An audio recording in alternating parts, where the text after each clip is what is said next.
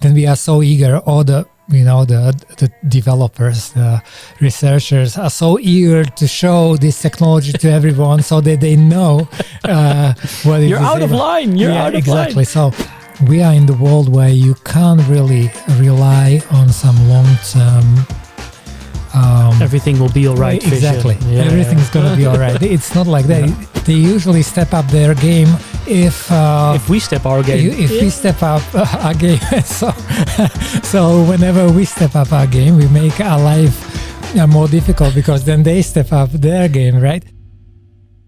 Welkom bij CISO Secure the Future, de podcast over wat we vandaag moeten doen om morgen een stukje veiliger te maken. Dat doen we natuurlijk altijd met een paar vooraanstaande security leiders van dit land. Maar deze keer doen we dat niet met de security leider van dit land, maar namelijk met onze eigen CEO Richard Marko. And that's why I will be switching to English because, as I said in the introduction, we are going to discuss some topics on how to make a more secure future with our own global CEO of ESET, which is Richard Marko. Richard, so nice for you to be here. Thank you so much. Thank you for invitation and for having me here. We will be discussing actually main three themes. So what I normally will be doing in the show is a little bit more of the how did you get where you are. But I think we don't have that much time and there's much going on in the world right now. So I would like to discuss with you three main things like what's your current view on the threat landscape? How do you think organizations and Europe in general should be preparing for the years to come? And also, of course, how ESET is adapting. And I think that's actually the first thing I was wanting to ask. Like you've said that cyber is the only war that knows no front lines in one of your blogs. And I would like to ask you, like, what do you see is maybe one of the most underestimated threats of today? And is there one that we are regretting that we're not preparing for properly today? Well, we are living in the world that is facing this cyber threat problem for a long time. It's not something that happened previously, so it's less about some huge surprises that just happened yesterday or a month ago. It's more about evolution of the things, and it's I see this world as trying to keep some kind of balance, and balance on one hand between the attackers and the defenders, and it's probably somewhere in the human nature to be a little bit lazy, and that applies to attackers as well. So they usually step up their game if we step our game. We step up our game. So whenever we step up our game, we make our life more difficult because then they step up their game, right? Anyway, like the trend that is very relevant and obvious is the use of AI. And AI is to some extent a poorly understood topic because for many people they just see it as some kind of miracle, artificial intelligence able to do bad or good things. It's either going to solve everything or it's going to kill us all. Like exactly, that's the exactly idea. As you say. While for us as experts, it's important to actually understand what the AI is able to do and what is likely going to happen soon. So it was for a long time understood that people are typically the weakest link in cybersecurity, but it's this phrase might be misleading to some extent because it's in the end we are protecting the people and their data, what they need to. So it's not like people are not the link. People are actually what needs to be protected, and the reason why people are usually the weakest piece is because the people are not evolved to handle computers. So we need to learn it. We have typically limited understanding what is going on there. So that's connected to the training, but even the best training can't fully help you. So then you need to have a technology that is kind of supporting you and make you aware or indicate to you that, okay, you better not do this or do that, or be careful when you are trying to do this or that. So I think it's a really, really some kind of combination of exceptional technology and people knowing to use the technology. It's like, if I hear you discussing that, like how I see the evolution of cars, where actually cars are becoming much more smarter. Actually, my Tesla I'm actually getting a bit frustrated by it. Like if you go a little bit over the line, it actually starts beeping and saying, you need to switch back actually. Is that how also you envision superior technology that actually helps you guide, it gives you warning signs, it corrects your steering, that more technology will be able to, let's say, assist you? Or I would agree with that, and I'm driving Tesla as well, and I know exactly what you are talking about. And is it frustrating you as well? It's very frustrating, and it wasn't like that before. So it's, I think that is exactly what is happening. Sometimes we have let's say a new technology, maybe a way to see that we are going out of the lines or something like that, and then we are so eager, or the developers, the researchers are so eager to show this technology to everyone so that they know what it is. You're out of line. You're out of exactly. line. So, and going back to cybersecurity, I would say, and that's connected to the evolution actually. Like the cybersecurity started with the antivirus, some way to detect infected programs. Actually, those were very interesting days. But in the end, like the idea was to create a solution that would be completely automatic, that would do everything. Already back then, autonomous was the vision in the beginning. Exactly. You are completely right. And the idea was not to be autonomous like a technical term, but to make the life easy for people, so they don't feel like, like that. That's why our solutions were designed to be like fast, not heavy on resources and so on, so that people can enjoy doing what they're doing on their computers rather than running antivirus. And I think this applies even for today. So if you have a new technology that is able to show like, okay, we were able to distinguish or notice some unexpected behavior, or maybe something potentially suspicious and so on. The idea is not to be so loud about it. It's really because like you just want in the end to achieve that things just work, right? That's it. So it's very much the parallel to autonomous driving or assistance in the driving. In some cases the technology might be not advanced enough to make the decisions on its own. It's usually a bad thing, because for most of the people are not able to do equipped to make the right decisions. So if the technology is not able to do the decisions, or at least to give a really good recommendation about what the decision should be, then the technology is typically not advanced enough. Would you say that in the end, I heard you say the word recommendation, is that, let's say, one of the most important frontiers we want to get to, that AI will always be, let's say, the end game to give us good recommendations so that we remain in control? Is that also where you see we should be headed with AI? I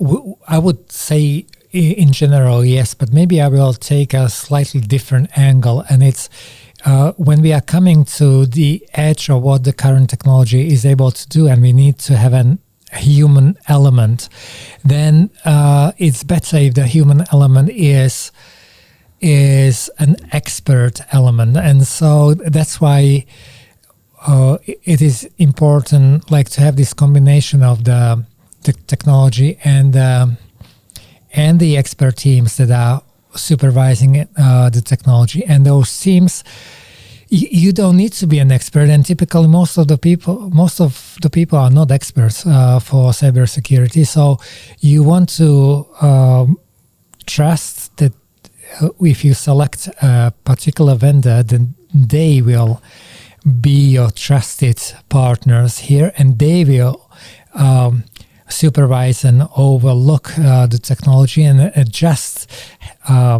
make decisions and whatever is needed, rather than you being left on your own, even with good advice coming from the technology in a form of nice language that is now available through large language models, right? So that's something interesting. It's a little bit more of a personal question, but I think this.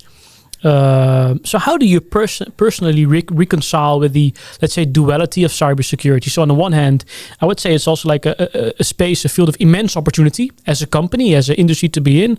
On the other hand, it's, I would say, in the current information warfare, so it's also an existential risk to democracy and trust. So it's very serious. How do you handle that duality, space of immense entrepreneurship, but the very seriousness of the field itself? Well, what comes to my mind is I try to enjoy it. And I think working in cybersecurity, especially today, but actually that was the case most of the time, is for people who want to be in a dynamic world when things are just happening. And sometimes, usually they are not very good in principle, but you usually are fixing some issues, some problems.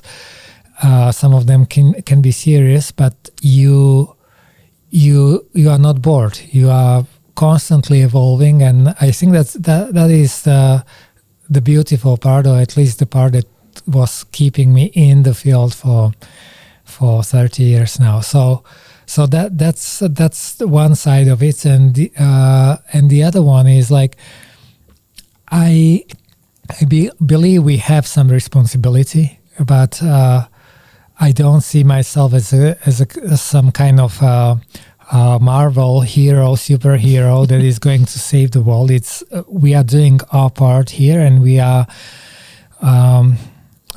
trying to be like a partner to the whole ecosystem, to the whole community. And I don't mean cybersecurity only, but you mentioned democracy in general. So yeah, I mean, like we are trying to understand and evolve our place and play our part. Exactly, and not make ourselves more important, which I think is a great thing in cybersecurity. Right? It's never actually about us. It's always a precondition, hopefully, to more future. Like, well, also one thing I was thinking, you talked also a lot about, I think, the role ESET played in Ukraine, and I think now if we see from Ukraine to Gaza, we've seen what role cyber can play in these kinds of conflicts. And there's, I think, a discussion going on as well. Like, okay, is cyber really a supporting role, or is it becoming more the primary part of the battlefield? How would you view that discussion, also based on your own experiences? And I know you've actually visited Kiev as well. Like, what is your own vision on that?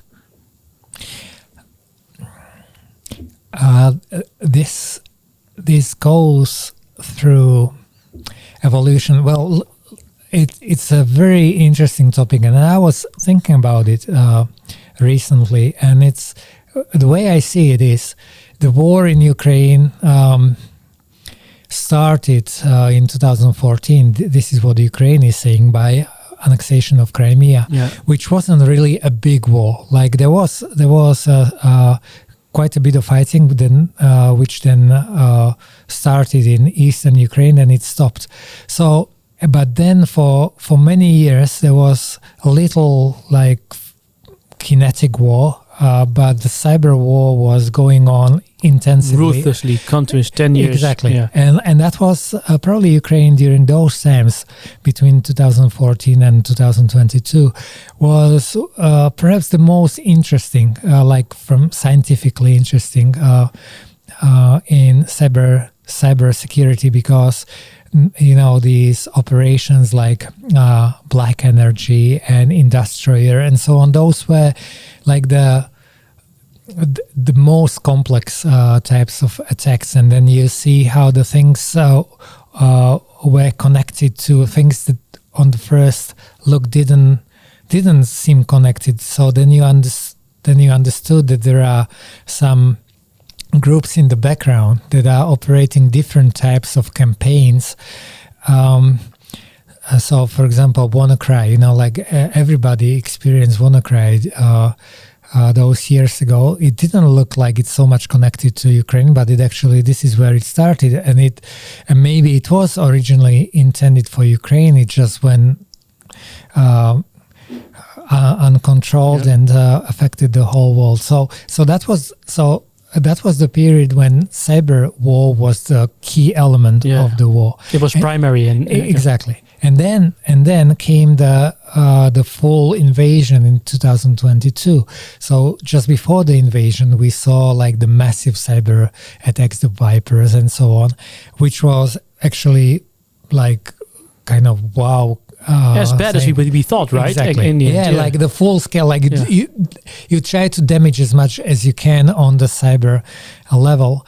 And then it turned into a physical war, kinetic war, when cyber war is still going on in different ways. Actually, the number of, like this Viper attacks went a little bit down. It was not as intensive in the second, third year of the war as during the first year, because simply when there are missiles, tanks, going on, then you do quite a lot of damage, and cybersecurity has a limited ability to do something about it, especially with the older types of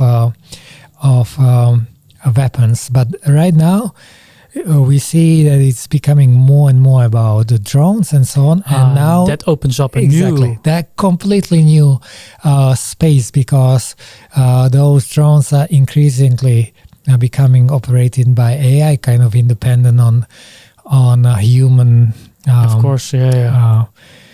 direction. So then they are simply operated by computers. They might be autonomous. Okay, then it's more tricky. And then you need to have autonomous drones or whatever systems to fight them, which is very, very interesting. Again, also scientifically, very interesting area, but also like those control centers that we know for operating black doors and all this stuff. Suddenly you have a different type of world when they operate machines flying in the air. So we are not there fully yet, but it's going that direction. If we look at zoom in a little bit, of course you're the CEO of one of the largest cybersecurity companies in the world, especially also from Europe. So there's a little disclaimer here. You of course are a European company, but there's this big debate going on, of course, now around sovereignty and how should we prepare, and are we too dependent? Do you believe Europe is too dependent on non-European technology for digital sovereignty? And how do you look at the role? Who should be correcting that? Like, how should we look at the situation we're in right now? In my point of view, ESET is too dependent, and it's not surprising. It was like that for many years, and the dependency is increasing with the wide use of cloud services. Almost everything is now cloud, and if it's not cloud, then it's moving towards cloud. And the cloud providers are primarily from US. So there is a big dependency, and right now it's simply convenient because that's the easiest way. It's all nicely developed ecosystem and so on. So changing that is going to be difficult, or is difficult right now, because we know that, for example, Dutch government is already pushing the idea of being less dependent. We in ESET, we are feeling that for many years we were completely independent. Now we use some of the public cloud services, but we don't want to be dependent on that. That requires extra thought and extra investment on our part as well. So it's going to be a little bit painful, but I believe this needs to be done, because we are in the world where you can't really rely on some long-term everything will be all right. Exactly. Everything's going to be all right. It's not like that.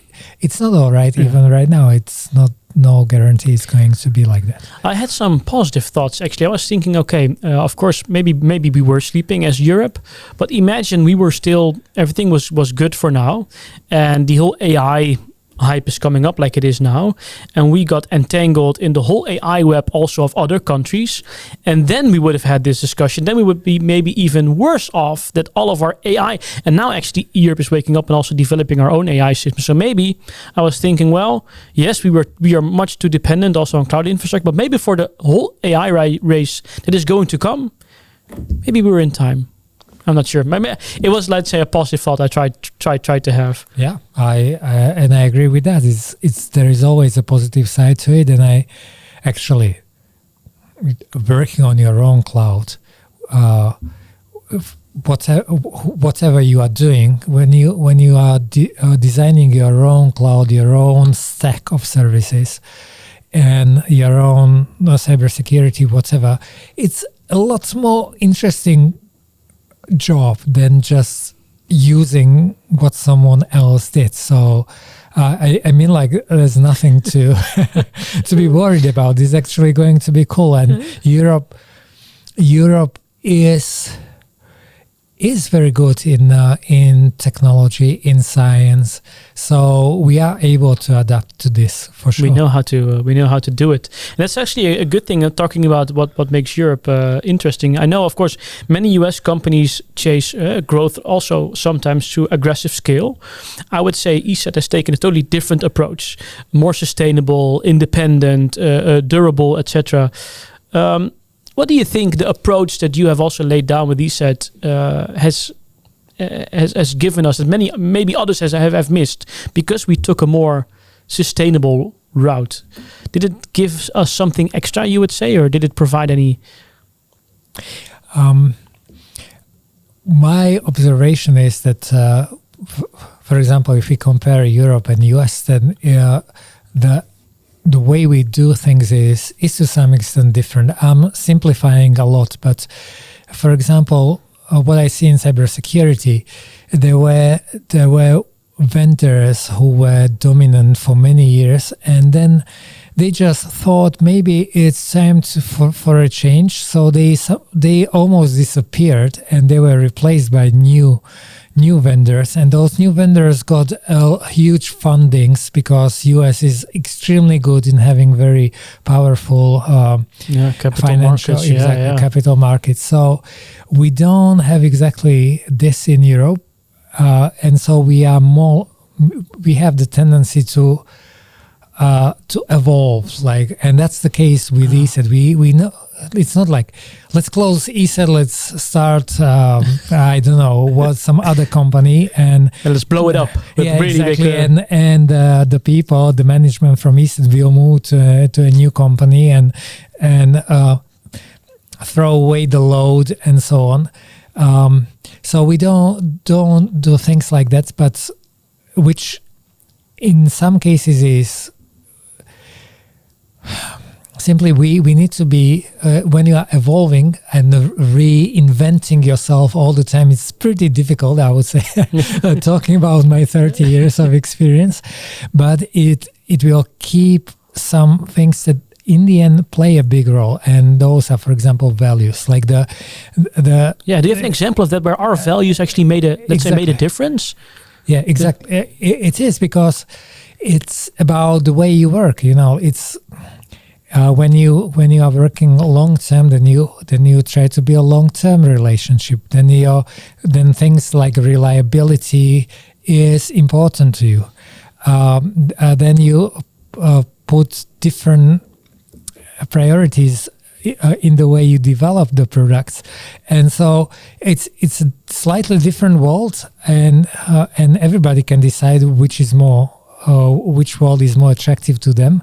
But I see this, like the freedom concept of freedom, and ESET as a really still private company, still owned by the people who founded the company or that developed the company, leaves us the freedom to do what we believe is the right thing to do, rather than what the papers are saying about us. To close up a bit also, the future, you talked already, I think, a bit about how fast things are changing on the battlefield, drone systems, information systems. I think also if we look now from a defense sector, there's a growing call for more autonomous cybersecurity systems. That's why I like this was already a vision back then. What is your vision for, let's say, defensive technology? And how is ESET thinking about that and shaping and preparing for that future you just talked about?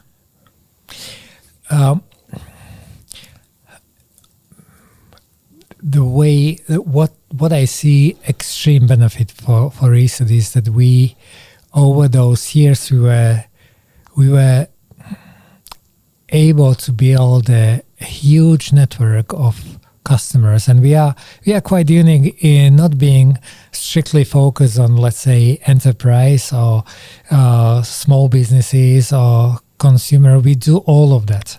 Yeah, right now we see the big opportunity in enterprise and so-called corporate solutions, which is cool because that connects very well to the world today.